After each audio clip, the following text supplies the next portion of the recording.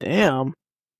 Watch me and my dog. El.boogie.and.the.bell. El.boogie.and.the.bell. Tell me, who better than us? And I ain't talking about Mike and Mike. I ain't talking about undisputed. What is good, everybody? Welcome to a brand new edition of El.Boogie and the Bell. I am the Bell. I am here with El.Boogie, and today we have a reoccurring guest. You have seen him before. He is back. It is Mr. Camo. So, starting with that, man, Mr. Camo, how you doing today? Not good. Not good. As a Steelers fan, we took the win today, and I'm happy with it. But as a Bronco fan, listen, we about to get into it today, but it's not a good day. It's a tough one. El.Boogie, how are we doing today? Could be better, man. 2 weeks in a row, 2 tough Bronco losses, and fantasy has not been treating me well. All right, man, and I'm on the same type of energy and wavelength as y'all. So we're gonna get right into it, y'all, man. It's gonna be a lot of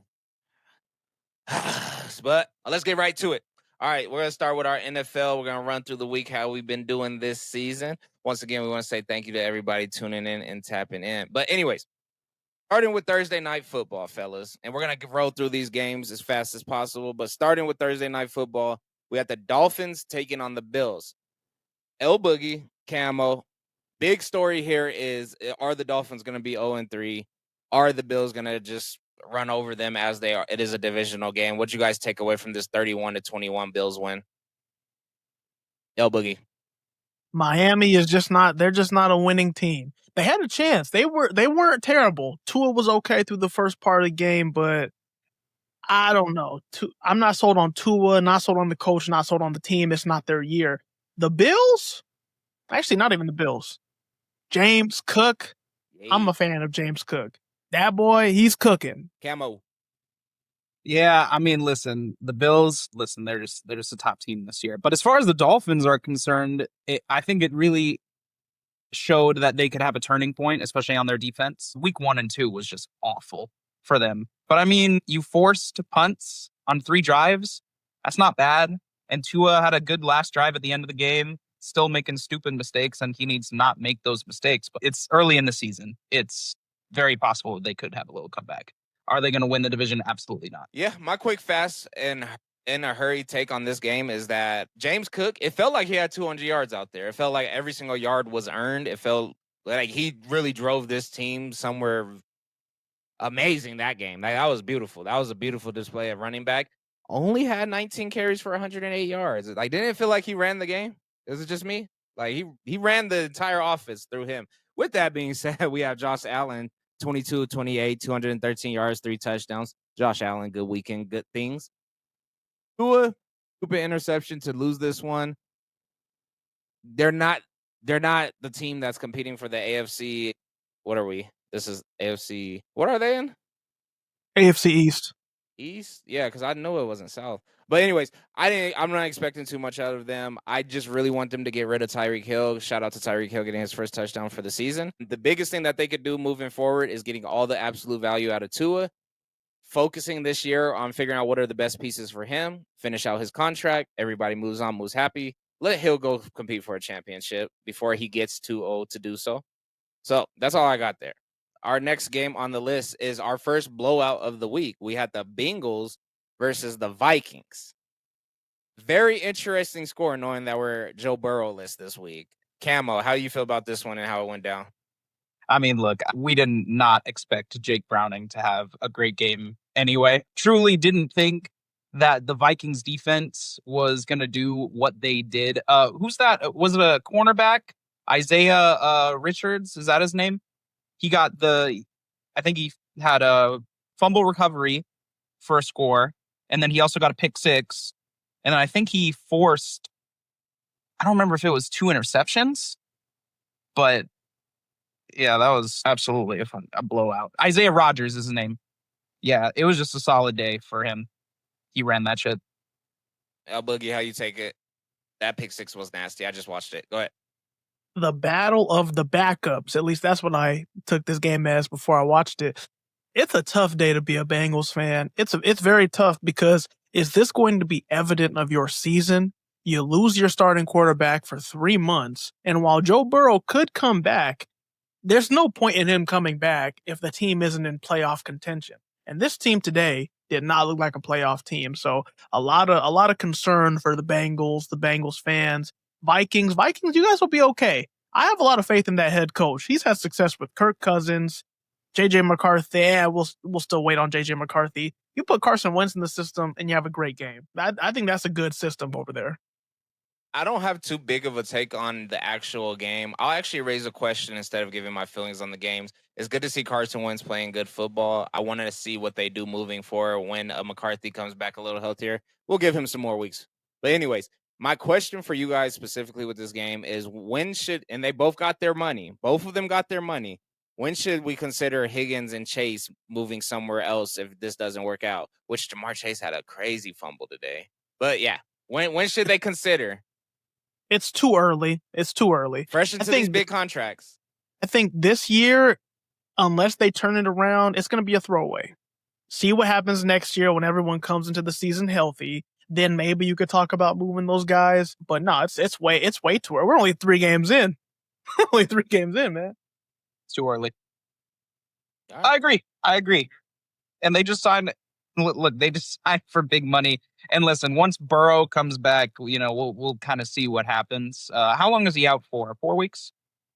3 months. Damn, my bad. That's I was not half from the season. I was not familiar with your injury, Joe Burrow. My bad. Looks like we had a close game. We have a depleting Houston team. It looks like we had the Jacksonville Jaguars increasing to 2-1 over the Houston Texans that are officially 0-3, and we still have a struggling CJ Stroud. El.Boogie, how do we feel about this one? It's not looking too good in Houston. I think defensively Houston is fine. Offensively, I understand the O-line isn't great. I know the run game isn't productive, and maybe they could use an extra wide receiver. I understand that. But at what point are we going to start asking questions about CJ Stroud? He hasn't looked good in almost a full season's worth of games. At least like the last 10 games, he has not looked great.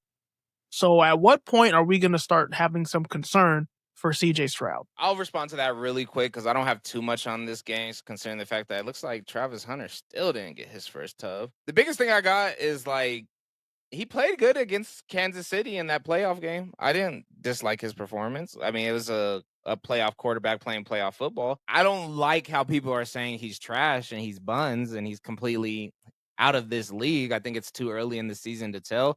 And I think that you said a lot before you got to the conclusion, when do we look at him, to look at before we start attacking a potential 4-year quarterback extension, right? Shouldn't we address that a little bit more as the season goes on before we start putting it on him? He's not getting benched.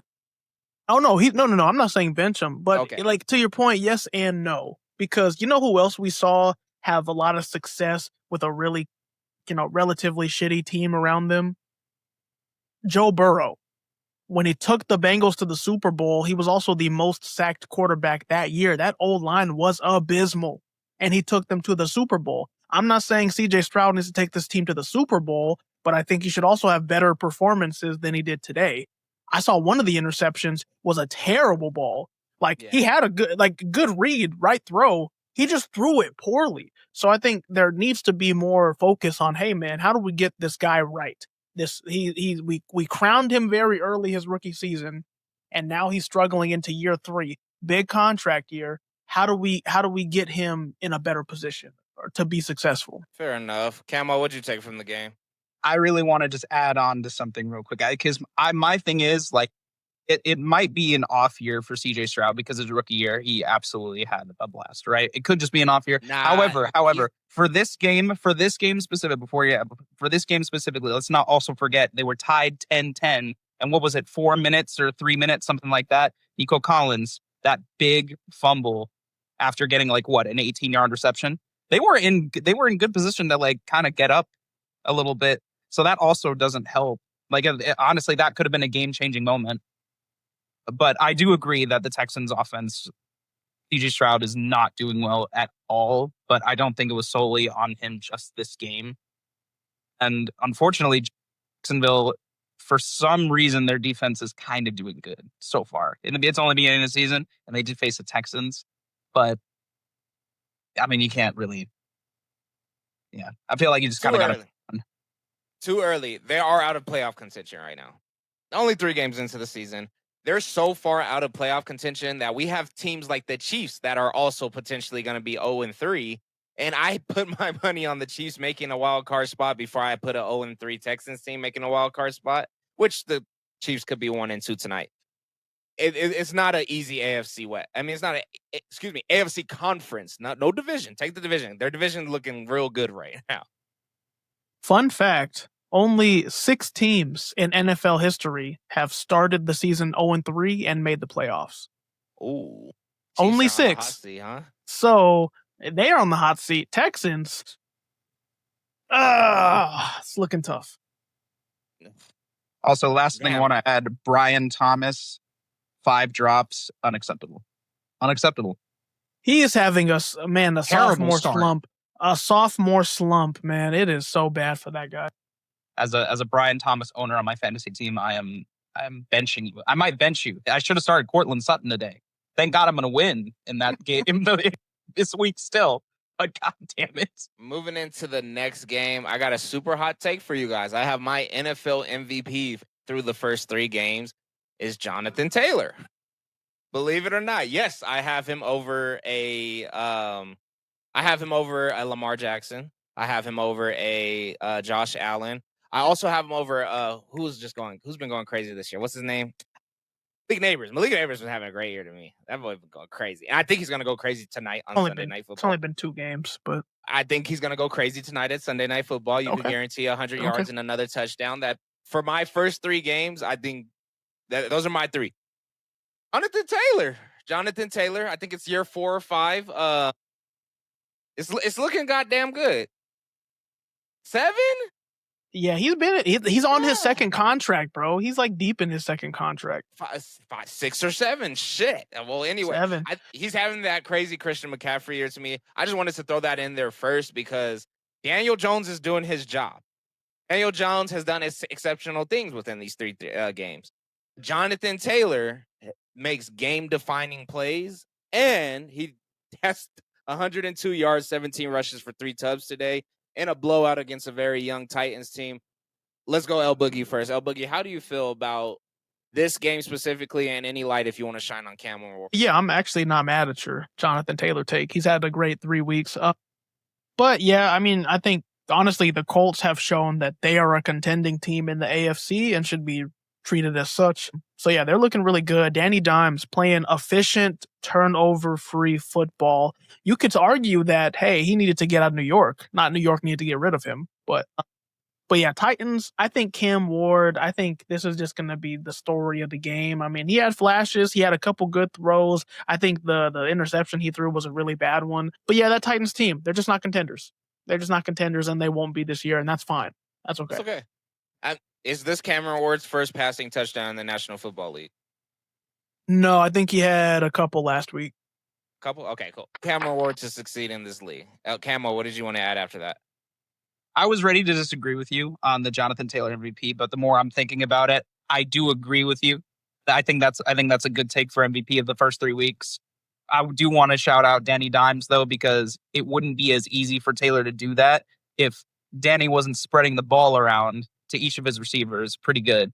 Like, they can't lock down any of their receivers. No team has been able to do it so far in the first 3 weeks. So shout out to him for being able to do that, because we did not give you any props whatsoever in the offseason. As far as Cam Ward is concerned, he'll develop.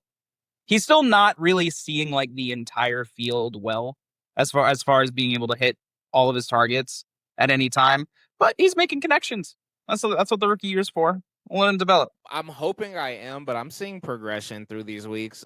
I'm seeing more points put on the board. I'm seeing good things from their team. So, I mean, yeah, that's when nobody expected the Titans to be a contender this year. I mean, you get what's his name? You get I always blank out during the show. What the Commanders quarterback? Jaden Daniels. Fantasy, Jaden Daniels. I cut parts like that out, Camo. But anyways, you only get a Jaden Daniels once in a lifetime. You know, nobody expected that out of Cameron Ward and the Titans this year. I think that they need to go as slow as possible. I just hope it doesn't end up in a Bryce Young situation. I'm going to say that throughout this year. And I'm just hoping he gets better and better and better so they know how to develop around him for next year. The Colts, You guys are 3-0. Don't ruin this. Win your divisional games. You guys will make it in the playoffs. They don't need to focus. Starting this hot, all they need to focus on is winning their divisional games, which is easier said than done. They're looking good this year. They're looking good. All right, moving on. We have, interesting blowout, guys. We were talking a little bit about this one. I was a little shocked by this since we don't have Jaden Daniels. Finally remember my quarterback, but we have the Washington Commanders blowing out the Raiders 41-24. Camo, starting with you, how do you feel about Marcus Mariota's performance and maybe even a Geno Smith performance going against that? Okay, so here's the thing. I have no idea. And shout out to the coach, actually, for the Commanders. Shout out to the coach. Because I didn't really expect them to design run plays for Mariota as well as they did. Like, they were able to run the ball really well. So, like, that honestly really helps. Mariota did not turn it over too much. Did he have any turnovers in that game? He had one fumble. He had one fumble. Okay, yeah. But, like, honestly, like, I feel like even, like, Debo's return, like, was it the kick return? 69 yards or 70 yards, something like that. I feel like that really kind of just started it off well for them. Jeremy McNichols also had that crazy return, the crazy run, 60-yard plus touchdown. That was crazy. I feel like honestly, it was just a really good day for the Commanders. Like, no turnovers. I feel like it was kind of similar to Bryce Young's situation. Mariota didn't turn it over too much and just kind of kept the offense flowing decently, and the receivers and the running backs kind of kept it together. Honestly. Fair enough. El.boogie, what'd you take from this? This was a good team win for the Commanders. Kind of like what Camo said. You had a lot of contributors on special teams, offense, defense. Everyone contributed for this win. One thing that stood out to me was, even though Geno Smith Geno Smith had his best game of the season so far. Like, he did. Yeah. No interceptions, 3 touchdowns. He had his best game of the season, but they still lost pretty handily. One thing that stands out to me with the Raiders is defense. I don't think, aside from Max Crosby, they don't have anybody that jumps off the screen. Like, Max Crosby had their only sack today versus the Commanders. Not saying they're a bunch of big names. Commanders had 5 sacks today. So I'm saying they're having more pressure on the defense. Raiders can't, they can't protect Geno. They can't run the ball particularly well. They tried with Ashton Genty today, but it didn't pan out, I would say, much. So yeah, I think the Raiders are one of those teams that is still kind of trying to figure themselves out. For sure. I mean, watching the highlights just now, I got game day on. It just looks like they got outclassed by a better team. It doesn't look like they weren't able to drive and weren't able to score. They just got beat in all 3 facets. They just got beat down defensively, offensively, and special teams wise. It looks like they had a special team score. I might be wrong. Maybe I was watching the way. But anyways, I think for sure the Commanders are a better team. The Raiders are probably trying to figure out who they are as a team, and they just took a tough loss today on the points. At least they were able to score. Geno Smith was able to score without any interceptions today. I would take it as a somewhat win, but 41 points is 41 points in the NFL, so you can't take a L that bad. Moving on to the Rams and the Eagles. I don't know how the Eagles won this game. And we're gonna get to the Packers. I don't know how the Eagles won this game. Like, when I watched the first half of this game before I had to do a couple things, was dealing with my son. I don't know how the Eagles won this game. I'm going to say it one more time. I really don't know how the Eagles won this game, because it's okay that there's games where you lose. You guys didn't show up today. It's a long season. You're playing NFL competition week in and week out. El.boogie, let's start with you. How did the Eagles come back and pull this one off after having such a rough first quarter? First of all, I thought Jalen Hurts was concussed for the second half of the game. How do you come back? How did the Eagles come back to actually get this one secure? And where did the Rams go wrong? Well, the second half, I think the story of it, I mean, everyone's going to talk about the last play and that blocked field goal that Jordan Davis returned for a touchdown. Obviously, that play won the game, of course. But the real story is the second half for the Eagles. I think that was their best half of football, throwing the football this season. You get A.J. Brown going for over 100 yards, Devontae Smith for a touchdown and I think 70 yards, and Jalen Hurts being efficient with the football.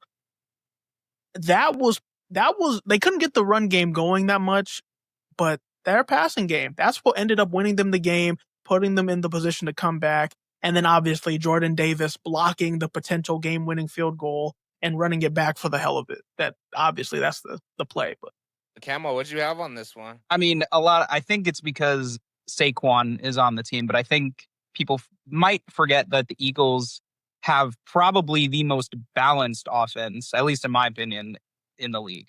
And when I say that, I mean they have AJ, they have Devontae. Hurts is probably one of the best dual threats that we have.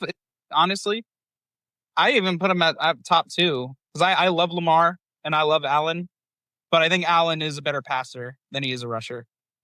Overall, I think the Eagles' offense is probably the most balanced. I like it the most. You can run it, you can throw it. Yeah, my biggest takeaway from this game is that winners win. I don't know how they did it today. The game that first half that I watched was like, it's okay. It's just a tough loss. It's not even a tough loss. It's just we didn't play our best today. Came back tonight, honestly, after the Broncos game, after the 2:00 games, and saw the Eagles won. Hey, winners win. That's what I take from the whole game. Regardless of what the second half is, how many highlights I could see, block field goal to win. Hey, winners win. Moving on to the funnest game of the week. We have the Falcons. We have the Panthers versus the Falcons. I'll let you guys take this one. What the hell happened besides a young quarterback throwing 2 interceptions from 18 to 36, 172? Of course, I'm talking about Michael Penix. And Bryce Young having 0 touchdowns. I guess he had a running touchdown, 121 yards for 16 of 24. Whoever wants to take this, open floor. Nobody even cares about this game, but the Panthers won a game. Panthers won it, and my Panthers won it, and honestly, no turnovers from Bryce. That's a big improvement from last year. That's all they could have asked for him. I didn't expect Bryce Young to really do anything, but the Panthers defense, they absolutely killed it today. Like, this is just a defensive dominant game. They won it. They were the MVPs of today. What is it? I think they forced Atlanta to miss 2 field goals, or they pressured them really hard to miss 2 field goals. That was crucial. You just locked everybody down. And Mike Jackson had a pick. Honestly, they're not the worst defense anymore. I don't know who is the worst defense right now, but they're not the worst anymore. Yeah, it's kind of funny. The Falcons, they get rid of Younghoe Koo, who's been their kicker for like 7 years. They get rid of him because he's not making kicks, and his replacement can't make kicks. It's kind of ironic. But I think the true story is Michael Penix Jr. and how unimpressive he has been so far this season. Obviously, the 2 turnovers in this game, keep in mind, he's only thrown 1 touchdown this season, and that 1 touchdown was a screen to Bijan Robinson, who took it for like 60 yards. So he didn't really have to do much of the work for that one. So yeah, Michael Penix just hasn't been impressive. 8th overall pick last year, he hasn't produced. I mean, last year was rookie season, so I'm not going to judge him for that. This year so far, it has not looked good. So yeah, they had to put in Kirk O'Chains. They had to throw in the backup because main guy wasn't getting it right. So Michael Penix is going to lose his do-rag pretty soon if he keeps this up. Jeez, not the do-rag. Yeah, my biggest takeaway from this game is what's next for Michael Penix Jr. I don't know how much time you are allowed. We obviously know from the backup from Daniel Jones, like, you only get so many opportunities to take a step back, develop, and be able to come back. You're on the clock, bro. You're on the clock. It's been very entertaining. You're already on the bench currently. Bryce Young was put in a good position to come back. Everybody's not going to get that. So whatever he's doing throughout practice, throughout the week, he has a lot of decision making to make right now, just because you only get so many opportunities. So if they felt confident coming in to the season, they don't feel confident now. Try whatever you can to build steam, because it just does not look good for an NFL career in that regards. They scored 0 points, y'all. They scored 0 points. The Panthers beat them. So the Panthers are only going to have so many blowouts this year, if any more. You lost to the Panthers and you got blown out. It's not a good look for a sophomore quarterback. NFL game of the week. No, just joking. We have the Pittsburgh Steelers going into the New England Patriots Stadium and beating them 21-14. El.Boogie, let's start with you. How we feel about Aaron Rodgers and a pretty light game, but looks like he didn't have to do too much. I don't know. Was this a slow-paced game? Did anybody get the highlights from this one? I did not actually watch this one. I mean, it looks like he had a little bit of connection with Calvin Austin and DK Metcalf. Yeah, unimpressive game for both quarterbacks, honestly. Drake May probably had a very costly turnover that may have cost him something. Shout out Hunter Henry. 2 touchdowns, 90 yards today, so that's a big day for him. Yeah, I don't have much to say. I think Ramondre Stevenson, I think his opening carry for the game was a fumble, so that's not bueno. But yeah, just not too much to take away here. All right, Camo, give me some strength. This is your Pittsburgh Steelers. How you feel about them today? I'll get to the Steelers in a second, but on the Ramondre Stevenson thing, when do we start questioning if he's going to remain the lead back for the Patriots?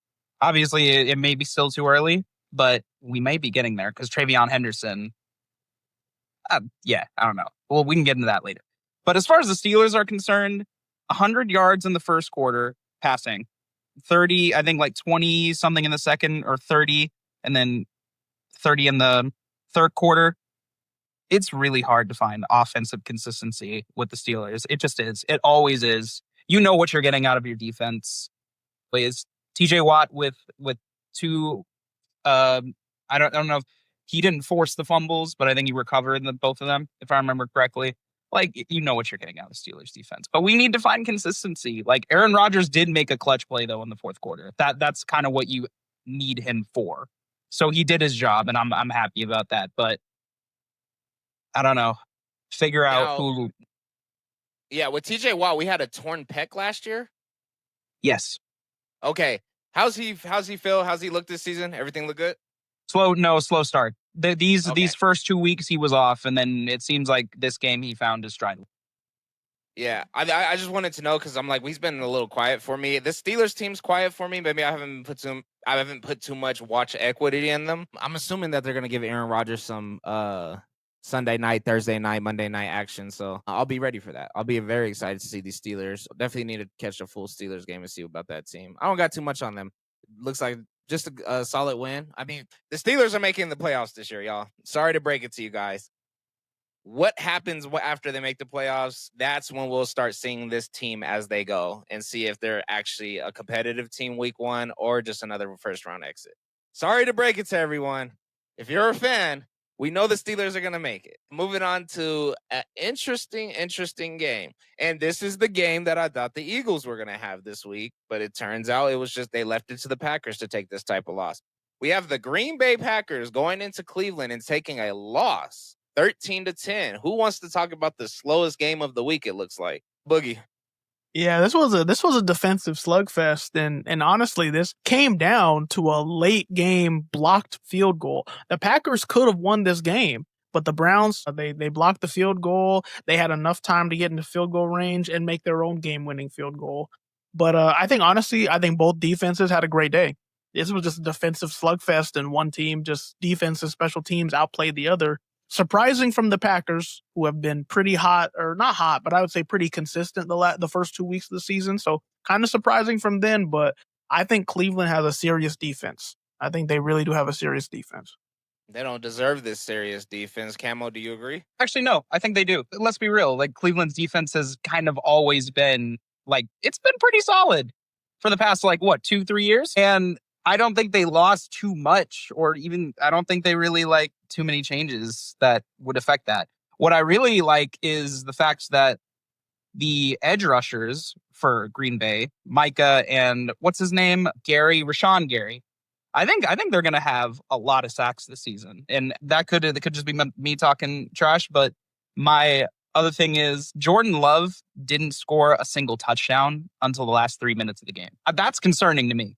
That's a little concerning because I do like I love what I see from him 1 week, and then I hate what I see from the next. I want more consistency out of him. Only reason I completely disagree with you is because Jordan Love and Jalen Hurts had the exact same game. Jalen Hurts just had a better coach inside the locker room, or maybe he has some better Gatorade, or maybe he had a trainer rub his arm a little bit better. It's okay to have these games. It's early enough in the season to have these games. I thought that Jalen Hurts was going to have this exact same game today. You can't have your game every day. Like you said, he had a chance within, let's say, the last 6 minutes of the game. I think his past 2 years specifically have proven that this isn't a consistent thing from my point of view. What were you gonna say, Boogie? I mean, it's the nature of Jordan Love. He's been an inconsistent, hot and cold. Yes, he has been. You cannot say He's he's been finishing seasons. You can't say he has not been an up and down quarterback throughout his career. Yes, when he is at his peak, he's great. And when he's at his peak, he's great. But he'll have a stinker or two mixed in there. He'll have a 2-3 game heater and then have a stinker. 2-3 game heater, have a stinker. That's Jordan Love, and that's okay. I'm not saying it's a bad thing. I'm not saying it's the end of the world, but that's Jordan Love. I think, yeah, we would like him to be more consistent. I don't think you're going to get consistency.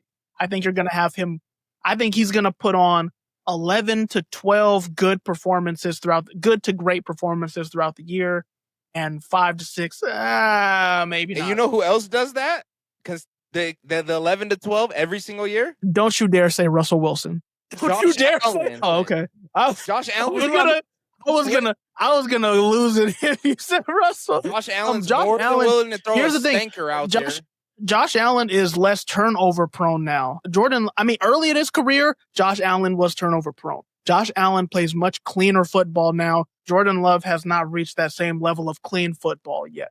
But we're not going to act like Josh Allen's not going to have multiple games this year where he's 18 to 25, 183 yards, 1 touchdown, 1 interception, potentially 2 interceptions. And I'm not saying Jordan Love's not a good quarterback. I'm not saying that. I'm just saying this is the nature of him. This is the nature of him in the NFL up to this point. He'll have a couple good games. The consistency that we like to see, from, like, say, a Lamar Jackson, the consistency we like to see from a Joe Burrow, we don't get that from Jordan Love, and that's okay. What the hell are we talking about here? I'm just glad you didn't say Russell Wilson. I did not. Just so glad you did. I did not say Russell Wilson. Okay. Real quick, everybody, and cut.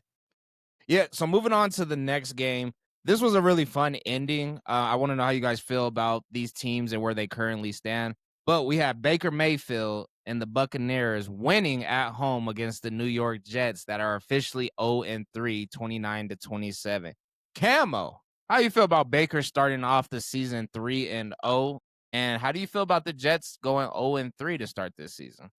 El.Boogie, how you feel about the game? How you feel about this? Yeah, the Jets put up 21 points in the fourth. That's crazy. What I like about the Jets so far is that they have competed in 2 of 3 football games this year. They've lost 2 games by 2 points. Both of those losses came to the Steelers and the Buccaneers, which at this point in the season, we think both of those teams are either going to make the playoffs or in contention for the playoffs. So what I ultimately mean is I think the Jets are in a good position. Obviously, they're not winning these games. Obviously, they're not a contender, but you want to be on this trajectory where you're not getting blown out every week. They're competing. And next week, they get to play the Dolphins. So that looks good for them. And Justin Fields will come back from concussion soon. And then with the Bucks, yeah, I think the Bucks are not amazing. They'll probably be in the playoffs, but losing Mike Evans is tough. Not having Chris Godwin is tough. They're going to rely a lot on Emeka Egbuka, who has done really well so far through 3 games, but they're going to rely a lot on a rookie and the rest of their receiving core. So it's going to be a challenge for them. Yeah, I just love to see Tyrod Taylor. Like, doesn't Tyrod Taylor feel like he's been in the league for the past 40 years? Just always as the backup quarterback. Like, I like how Tyrod Taylor stands the test of time. Like, I remember him being the Bills quarterback, and I just remember him just having so many awkward stops on the road. To still be able to come in and do this, that's pretty cool to see. Looks like he finished the game strong. I like Baker Mayfield's season. I like him as an energy player. He brings that college football energy to the league. And for a second, that worked against him. You remember early in his career, that's why he got the boot from the Browns. They didn't like that college football energy. It looks like he's really channeled it in and said, no, we could be an energy-based team that can make it to the playoffs. Now, the goal for him is to kind of make a deep playoff run. And I think that they're starting the season really great to be able to do something of that nature. Let's go for the division. Let's go for the second round. And shit, let's try this NFC Championship at least one time. I really want a team ran by Baker Mayfield to make it that far. The only problem is he has a lot of competition to get through before he could do that. So I like to see the Bucs start off 3-0. I hope to see them go 6-0. I hope to see them have less than 6 losses. I hope they don't start racking up silly losses. because it looks like they came out so strong. So Bucks are looking good. Jets, have fun. Play football, baby. But you're living the dream. You know, if you're playing in close games, you guys aren't that good. You got a young team. And after this year, we're not going to say that they have young talent no more. I'm done with that shit. After this year, it's no longer young talent. It's actually people trying to get ready to make that money. Those are second contract players as soon as next year. I'll let it slide this year. Next year, the Jets are not young. I don't care if they go younger. I don't want to hear no more shit about that they're young and have the oldest player, and I don't want to hear nothing. Like, you guys are not young no more. That goes for Garrett Wilson, the D tackle, that all of these dudes, right? They're not young after next year, period. It's time to compete next year. This year, have fun. All right. The heartbreak of the day, everybody. The Broncos versus the Chargers. How fast do you guys want to get through this? How slow do you want to get through this? The middle linebacker core is fucking horrible. Anybody want to elaborate on that? Broncos lose. Yeah, I would say just from watching this game is I don't think that there should. I mean, Ray Lewis would flip over in his grave if he was a dead man today. And this could have gave him a heart attack watching the Broncos play today. I have never seen a quarterback feel so comfortable throwing in the middle of the field for entire drives to finish a half, not a quarter, not a couple series, an entire half. He felt extremely comfortable throwing the ball in the middle of the football field. Slants, routes up the middle, go routes, out. So much stuff in the middle of the field that was thrown that other quarterbacks would be terrified for their players are going to get killed. I think there's a extreme amount of lack of ability to defend the middle of the field from the Broncos. I think it showed all year. I think today was a testament. Like, I think they're going to get cooked in a film Monday. Like, it is going to be one of the hardest film sessions to watch where it's like our corners are completely managing the sidelines. And why do they feel so comfortable throwing up the middle of the field? And I think the linebackers are going to sit in their room and just be like, damn, that it was a rough one. It was a completely unacceptable day. No quarterback should feel that comfortable throwing the ball in the middle of the field. I think that was the testament of this entire game. I think the Broncos had multiple chances with the long balls to get those corrected. Sometimes they're going to hit, sometimes they're not. I do trust Cortland Sutton and Bo Nix.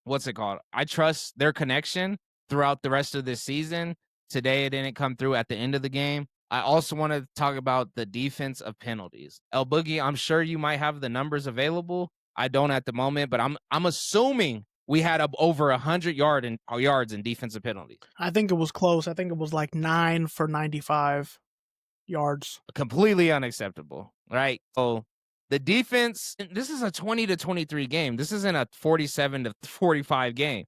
But the way that the defense played today, like, they deserve to get 40 put on them. They lucked out because they came through clutch on a lot of those red zones to it only end up to 3 points. I did not like the way that the middle of this defense played. I think they played terrible. I think our corners had some rough plays, and that's going to happen. I think the middle of the defense played horrible. The middle zone was horrible.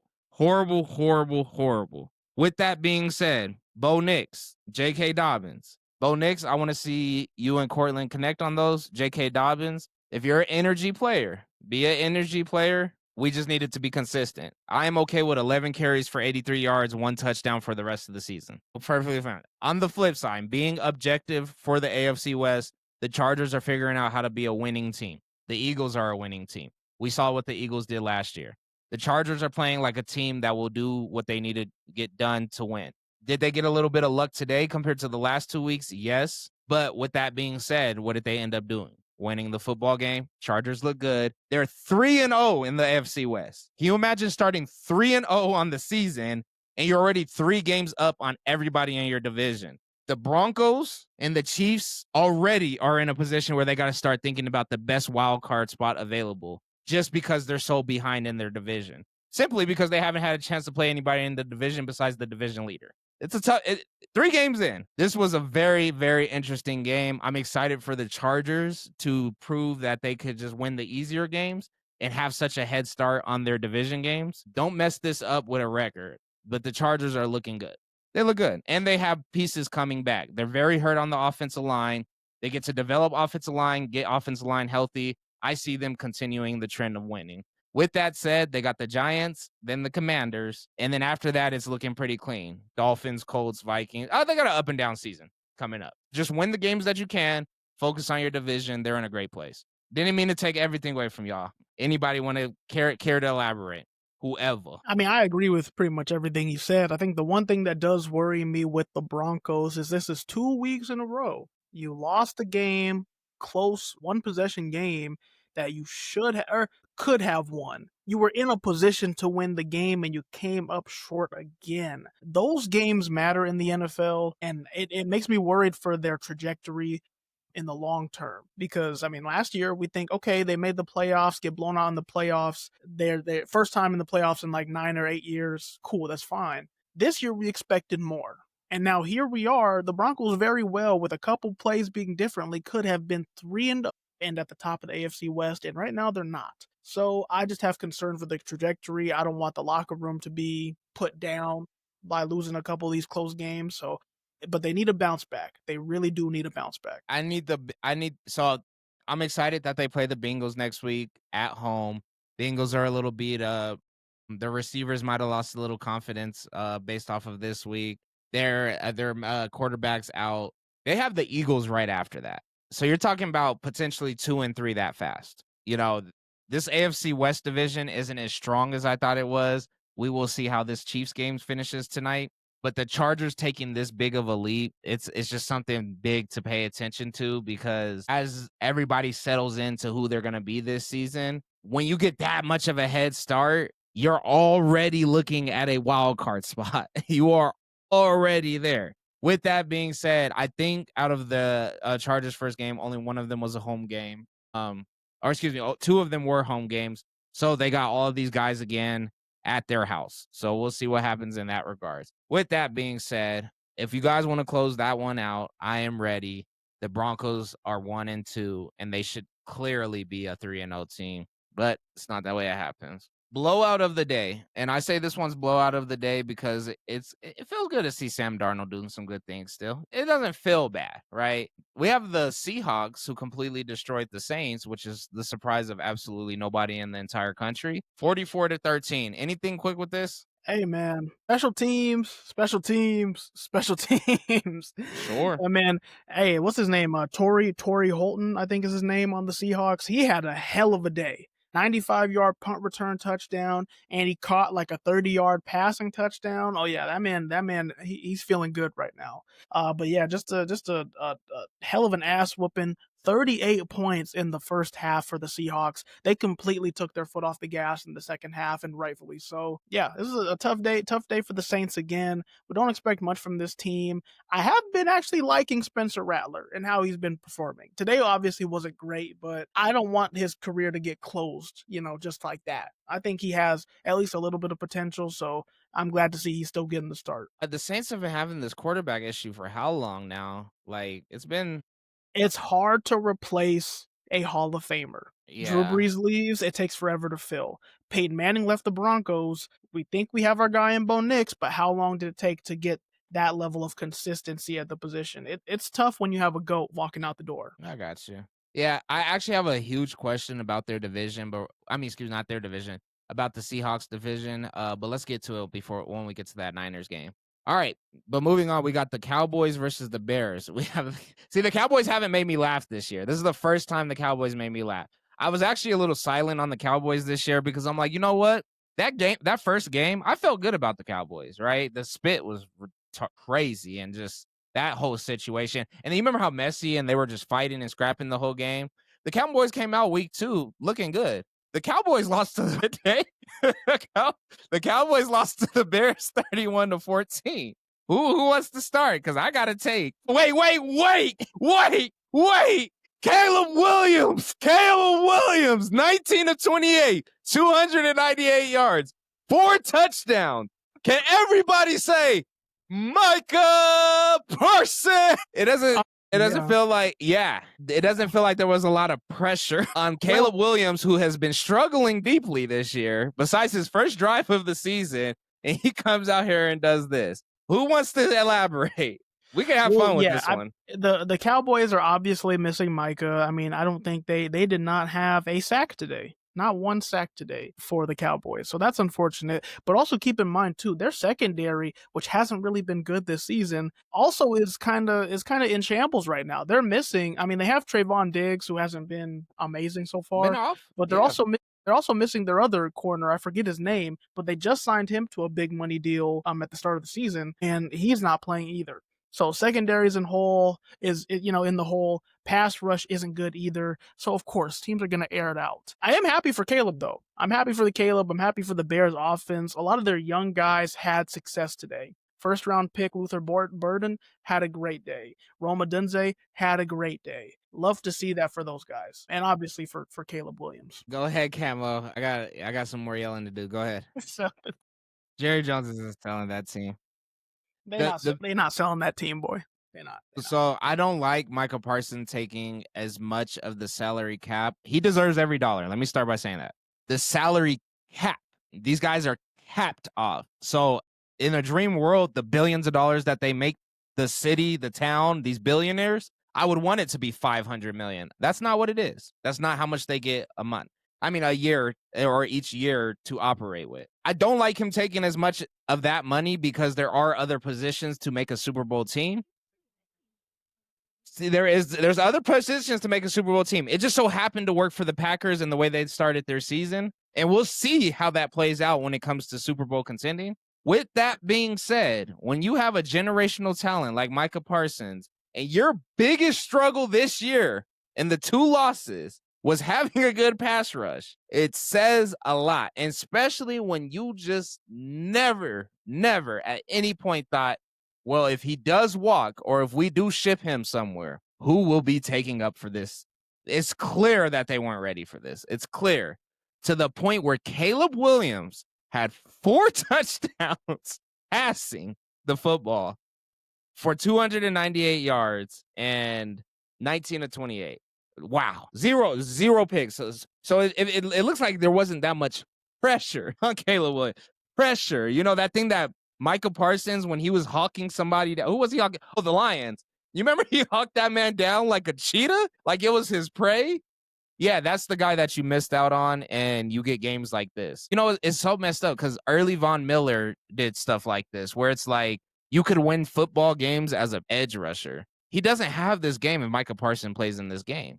You have to scheme different knowing that he's going to get free 1 to 3 times, right? You only get, let's say you get 80 snaps. 1 to 3 times Micah Parsons is going to change the entirety of the game due to a 3rd and 10, a 3rd and 12, a 2nd and 6. Like, there's just certain things that he's going to do to completely destroy the game that you have to prepare for. When you don't have to prepare for it, you can let your quarterback be as free as he wants, saying, well, the Cowboys have a weak pass rush. We're going to let him relax back there. Caleb, not too much scrambling. Caleb, nope. Caleb, O-line in the past, but today, you're good. Jerry Jones. Jerry! He's in not Pittsburgh. He's in Green Bay now. That's crazy to me. That's all I gotta say about it. I don't even want to talk about Dak. Dak could have off games because Dak's a good quarterback. Dak could have off games. Did he get hurt? It looks like Joe Milton came in for just because it was the end of the game or something? No, I think that it was the end. It was the end of the game. It Okay. was, yeah. Yeah, I don't see a 31-14 game if Micah Parsons is on the Cowboys. Or not even that. That's fine. 31-14 doesn't bother me. 19 of 28, 298 yards, 4 touchdowns, 0 picks. That's not the same game if Micah Parsons is playing in this game. Or a pass rusher who could do what Micah Parsons does. Guess what? There's not one. Myles Garrett. Myles Garrett would change this game as well. Yeah, Myles Garrett would. Yeah, he would have affected this game. All right. Anybody else? Anything else? No more fun with the Cowboys. The Cowboys. You guys are. Stephen A. is probably going to be wearing a cowboy hat tomorrow, and we're excited, and we're going to repost it, and we might do it twice. Moving on to the Cardinals and 49ers. I actually have a really big question about this division. This is one of the most interesting divisions to start the season for me. How do we feel? Boogie, we were talking about this last week. The Cardinals are kind of like one of those, you know what I mean, teams. Like, you don't really have a ceiling for them. They could make the playoffs, ideally, just depending on how stacked the NFC is. They took a very close loss today against the Niners, 16-15. How'd you feel about that one? This was a major game. I mean, winner of this game took the NFC West or took first place in the division. So this was really big. I was not a believer in the Cardinals because they started out the season against the Panthers and the Saints. Like that is the easiest 2-0 start you could have asked for, honestly. So I'm not a believer of them. I mean, they they kept up and competed against a Niners team that did not start Brock Purdy. Obviously, George Kittle is out. So they're really just relying on Christian McCaffrey and Mac Jones not turning over the ball too much. But again, I think the better team win. The Niners, in my opinion, have a much better defense. So I think that's what gave them the advantage today. And at some point, we are going to have to start talking about Kyler. After this season, the Cardinals do have an opportunity. I mean, it is going to be a dead cap hit, about 57, 55 million, but they have an opportunity to get off of him after this season. So I think unless Kyler Murray, wins some games, potentially a division winner, I think this may be our last year seeing Kyler in an Arizona Cardinals uniform. Camo, what you think of that? True, when they play somebody serious, and the funny part is they play the Jaguars next week, so they could very well win that game too. But then they play the Rams after that, so that'll be turbulent. Oh, I didn't even know he got hurt today. That's a big loss. That's a big for sure. And this is, I'm not even necessarily worried about this game as much as I'm worried about this division. My big question for both of you guys is this division is in a very interesting place. Matthew Stafford should win this division, right? They should win this division, but anything can happen. I'm more confused about what's the ceiling for anybody in this division besides a first round exit. The Niners are beat up, right? They signed big money for multiple players and just got beat up. They've lost half of their defense due to injuries and just losing them in free agency. This is a relatively new team. They're 3-0 to start the season. The Cardinals, me and El.boogie were talking about it. They're in that middle section where it's like, okay, are we going to start reevaluating if this is even our quarterback of the future? Like, is this what we want? And then you have the Seahawks where Sam Darnold had an amazing season last year. We saw where that ended up in the first round of the playoffs. What's the ceiling for the NFC West based off of the way that these rosters are constructed and how they're kind of playing against each other so far? So I'm like, this is just a very interesting division to me because I don't know what's the furthest that this could go, how entertaining it is, and then everybody's rosters everywhere. Injuries, free agency losses, aging players, right? That's why the Rams are like, oh yeah, the Rams are going to take this. You know what I mean? Like, go ahead. I'll keep it in perspective. I think the Rams are the best team in this division. If it were not for a blocked kick, they would be 3-0. Keep that in mind. If it were not for a blocked field goal at the end of the game, which they would have made and won, if it weren't for that, they would be 3-0 right now. So I think they are the best team. They are the team to beat in that division. And second, to me, I think it's the Seattle Seahawks. I don't know what it is, but I feel like the Seahawks, as we progress in this season and they start to get better and better and better as a team, I think they're going to be a contender. I see the Rams being the division winner, being like a 3 seed. I see the Seahawks being like a 6 or 7 seed, and then the Niners just barely missing out. And that may be contradictory to what it looks like right now, but that's how I see this season unfolding. We'll see. How you feel, Cam? And my big question, my big, huge, humongous statement right now is, what is the ceiling for these folks right here? So moving on, I just really wanted to know about that division.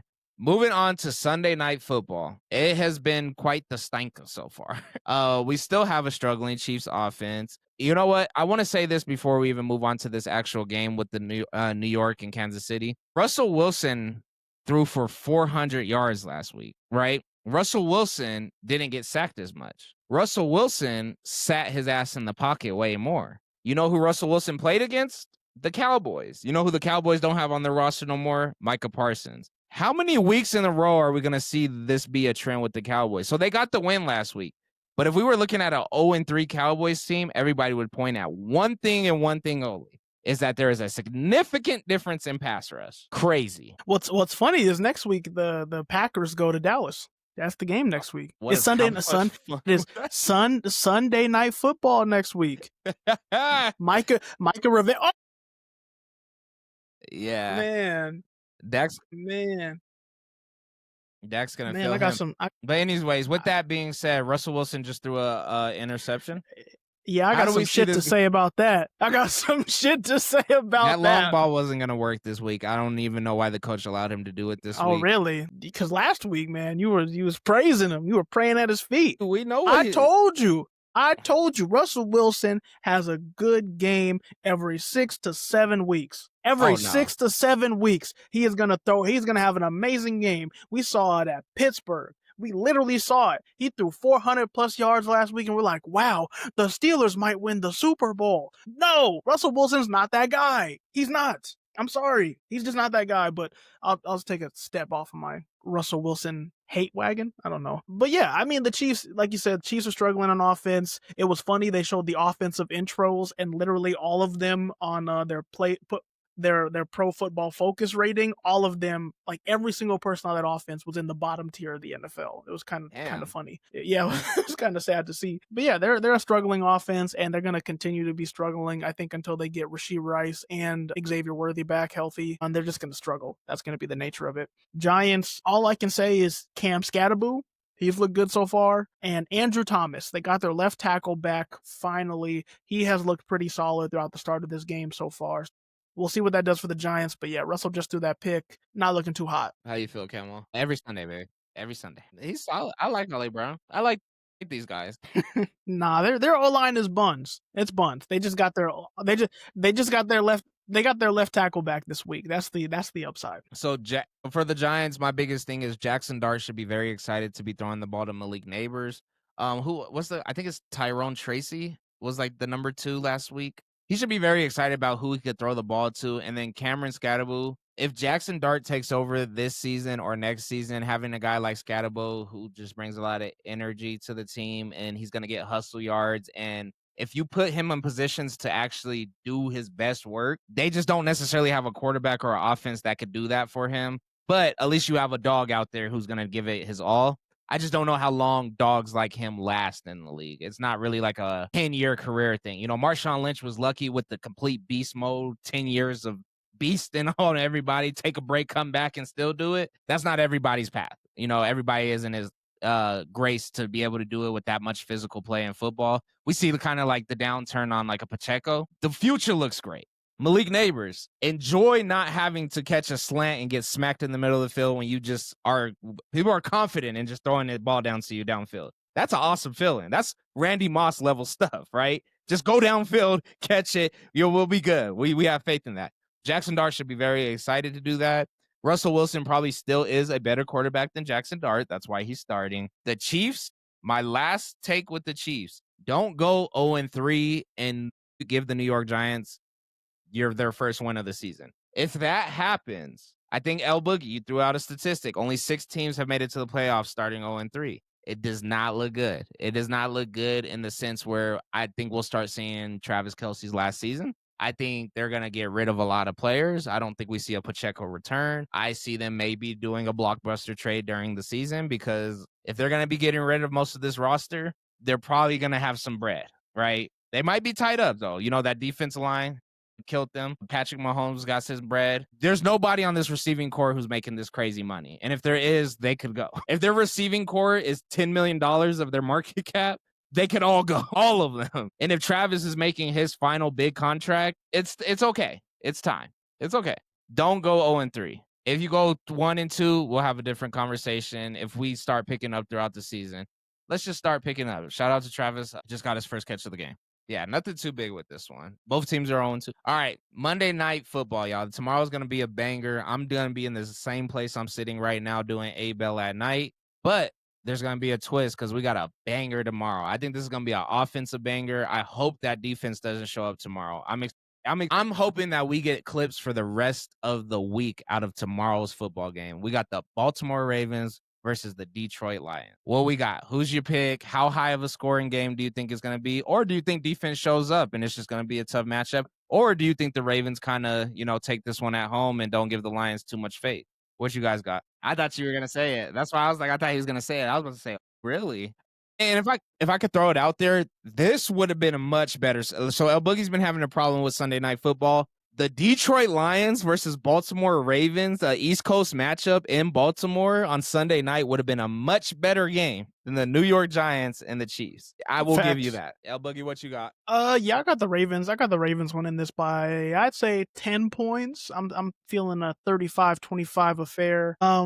Looking at the Ravens schedule, the NFL did them all types of dirty. Like all types. When you look at on paper how things were looking at the beginning of the season, Bills, Browns, Lions, Chiefs, Texans, Rams, like they really gave the Ravens a tough slate up front.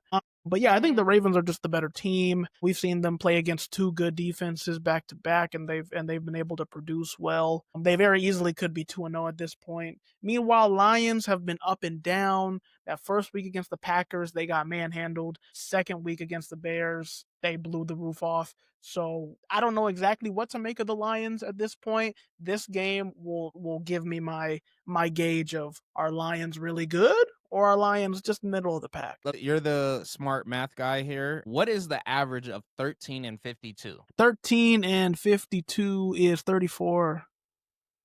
No. I'm expecting at least 34 points. Sorry, out of the Lions 33. 33 okay, points. 33. Sorry. I'm expecting at least 33 or 34 points out of the Lions tomorrow. I don't think that they don't show up on Monday night and make it a banger. Yeah, a rough start to the season. It's okay. I think they shook that off, and unfortunately, the Bears had to feel the shake off.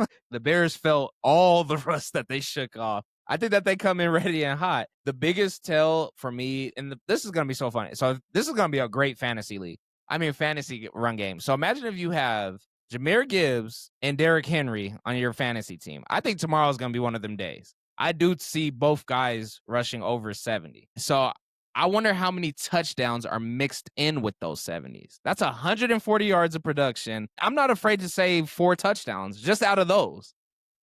140 yards rushing, 4 touchdowns. Imagine having both of them on your team. I don't know if that's how the drafts were set up. I feel like most people couldn't or weren't able to do that.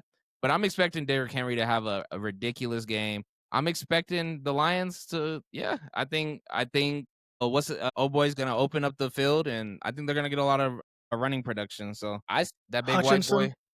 Yeah, Hutchinson. Yep. He is back. He's playing. Yep, he's playing. Early in the season. I haven't heard too much. Yeah, that's why with the Steelers, I was like, I wonder, like, how is his season going? It's just been a little quiet. He has 1 sack on the season so far. For sure. Yeah, I got Jared Goff opening the field. I think Gibbs is gonna go monkeys. How has here, let me see, just to finish up y'all real quick. Montgomery's been solid this year in that 52. Yeah. Oh, he had a tough. I don't know. It's gonna be a rushing. I think the running backs are gonna have fun tomorrow. Shout out Cam Scatterboo. That boy will run that fucking football. All right. Moving on to college football real quick. Does anybody have anything from college football? I just want to give a shout out to, what is it? Let me see. I think we have Georgia Tech still undefeated, right? Oh yeah. Them boys are 3-0. Yeah, I'm giving a shout out to Georgia Tech. The rest of their season's looking amazing. I think they're going to do big things this year, and I actually predicting them to beat Georgia. I don't think that they're going to have as much wear and tear. I don't have any huge updates. Oklahoma versus Auburn, amazing game. If you got a chance to see it, that was a crazy one. I'd say let down of the season so far has been the Clemson Tigers. They are 0-3 right now. I think Dabo Swinney is on his way to getting fired, which is kind of crazy to say after all those years they had winning the ACC title, appearing or contending for national championships, and he's about to get fired. And not because he can't produce a team, it's because he won't adapt to the new college football era. He is very against transfer portal, very against NIL. But that's the new world we're in, and he is pushing back against it. And I think he is on one of the hottest seats in college football right now. Yeah. I think Clemson's having what Florida State had last year. You remember, like, Florida State was 6 to just But buns. that was different though. I think last year, even though Florida State had a really bad season, they still had a good head coach in place. He just needed more time to get it together. Yeah. Dabo Swinney we probably have already seen the peak of him. We've seen like the best of Dabo Swinney, and that time has come and gone, most likely. And I actually got Florida State and Miami mixed.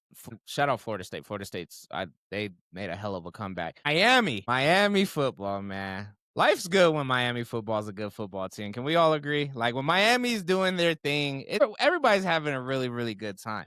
Vel, your boy, Carson Beck. How you feel about him this season? He's not doing Man, nothing too crazy, but he has a hell of a team. well, you say that. I mean, I was never impressed with him at Georgia, to be completely honest. But honestly, looking at him now and the season he's had so far, I would not be surprised if he continues this trajectory. I would not be surprised if he's the first quarterback off the board in next year's draft. I would not be surprised. Keep in mind, going back to the projections for the 2025 NFL draft before last college football season, people were projecting him to be the number 1 overall pick. You know, he just Yeah, didn't but have then he did but then Cam Ward had an amazing season. He did not. Now he looks solid. He looks healthy again. He is playing lights out at Miami. Again, if he continues this path, I see him being if not the first, maybe the second quarterback off the board. yeah, who did they lose to? They haven't lost. I think they just haven't played anybody. Yeah, I was like, I don't see them once. Yeah, no, they haven't lost a game. I think they've just had a pancake schedule up to this point. Yeah, I believe so. yeah, Yeah. Miami's too right now. That's what turned me up. Ohio. I wonder if Oregon's gonna have a fall off season. I wonder if Oregon f's this up like they do every year for like the past 5 years, where it's like, oh yeah, they could beat anybody, and then it's just that one game No. where you're like, nah, they're not. Have either of you watched any Oregon football? A lot of belts. Their quarterback he's looked impressive so far Yeah. too. He has looked very impressive. Dante Moore, I believe is his name. He has looked really good. They've been putting the belts on people. Shout out to Tulsa for being at Oklahoma State for like the first time in like 100 years. I think it was like 1951's last time they beat them.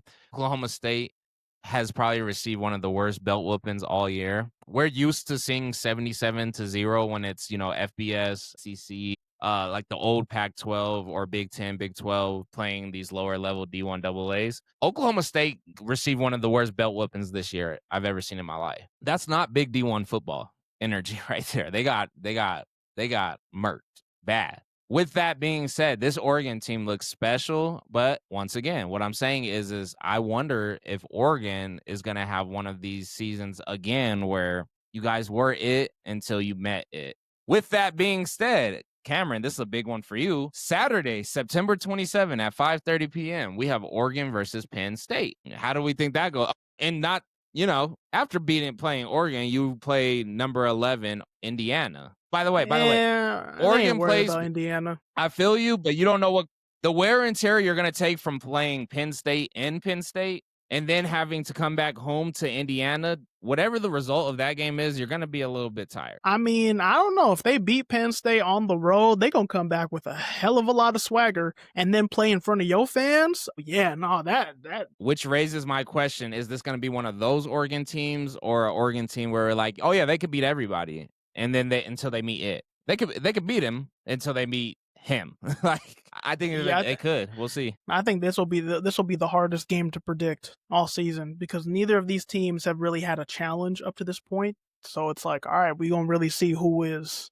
the truth. Absolutely. Tennessee was my sneaky team and they lost. But Tennessee was my sneaky team. Like, Tennessee was like, oh yeah, put money on Tennessee over Georgia. And then they lost on the last couple plays of the game. So I want to put Indiana in that group. I just know they're not as good as Tennessee. So I'll keep Tennessee where they're at. Yeah, Tennessee's beating these higher level teams. They had an opportunity to.